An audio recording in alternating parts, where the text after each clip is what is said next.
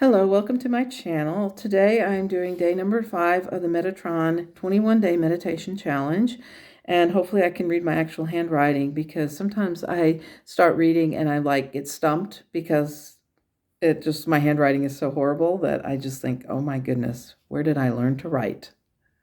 So at any rate, we'll get started and I'll see how far along I can get before I have to stop the video and start over again. Hopefully I don't have to do that today. But at any rate, here we go. Day number 5, February 3rd, 2025. Even before I sit down, my thoughts have been all over the place. He says, yes, I know, I can tell. You have been experiencing that anger that we spoke about. Your feelings are part of the overwhelming energy of the planet. I said, is it wrong? And he said, no, it's just not a part of your highest good. Sometimes people believe that if one soul is removed from the mixture, that things will automatically get better for the rest of us. The reality is it will not. I said, let me guess. There will always be some other evildoer that will take up the slack. And he says, yes. I said, that's not a very hopeful message. He said, I'm sorry, but it is the way of things. Human consciousness must change before you will see the changes in the world. It is akin to the idea that you wanted a certain toy as a child and you had a choice. You can either take a paper route and earn what you require to obtain that toy, or you can go and take it off the shelf. You yourself would not take it off the shelf because you have a conscience and want to respond to things in a conscientious manner. This is why it is that you feel saddened by events. You ask yourself why people cannot use their sense of compassion and help their neighbors. The truth is, they don't know how. How can a person do something when they don't have the tools to do it? Take, for example, you want to dig a ditch, but you haven't got a shovel. Well, say you have no concept of what a shovel is. If someone put a shovel in front of you, you would not do anything with it because you have no concept of what that object is. Compassion and kindness work in the very same way. A child grows by getting a hug from a parent, and they associate that hug with compassion or kindness. They recognize it for what it is and appreciate it associate it with a sense of warmth or understanding.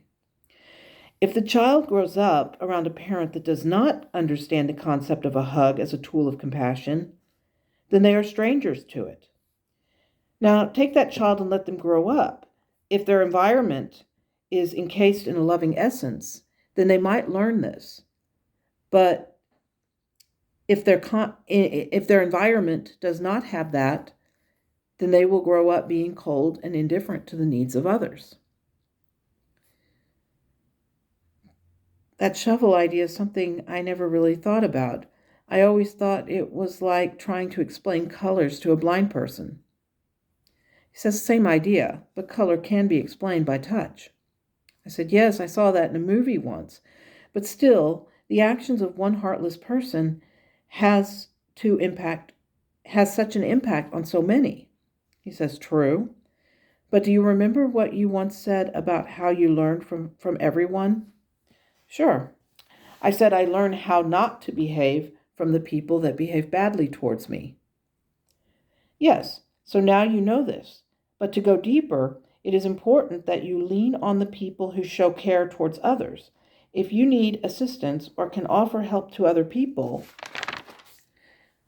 then you can give it and you will know that it is the right thing to do because you will sense it. I said, I know. It's like when I was in college, I helped a stranger by giving him $10. Later, I mentioned this to someone in my family who basically shot down the entire thing and soured me on the deal. He says, yes, it was like the lacking another person had. I'm attacking you. In attacking you, they acknowledge that they would not have done what you did. I'm seeing that behavior when you were younger, you were able to see it in today's world. Everything happens for a reason. So, as I finished the meditation today, I was thinking about that, and I was thinking about that incident when I was in college. And I remembered that I was probably the poorest of the group of people that I was with, and yet I was the one who extended a hand and helped. Whereas the people who had more money than I did, and probably could have done a lot more than I did, they couldn't do anything, or they didn't do anything. They chose not to do anything. And so I got to thinking about how I, as an individual, can make a difference to people, and that is just one kind act at a time. So each day, I will try and do kindness or exercise kindness towards other people. Unfortunately, when I got to the end of the meditation, my husband came home and my concentration was completely shot. So today's meditation was a bit shorter than the other ones, but I think the meaning was clear. Do kindness, treat others with kindness. The kindness will come back to you, and that is how things go. So hopefully that will offer you a little bit of goodness for today, and I hope that you will, in coming and watching this video, I hope that you will always try to be kind to each other, to your friends, to your family, to your pets, and until we meet again, I will say thank you for watching, thank you for subscribing, and for liking the videos, and commenting is always great. And so if something touches you, please let me know. I would really appreciate it. So take care, have a wonderful day, and as always, namaste.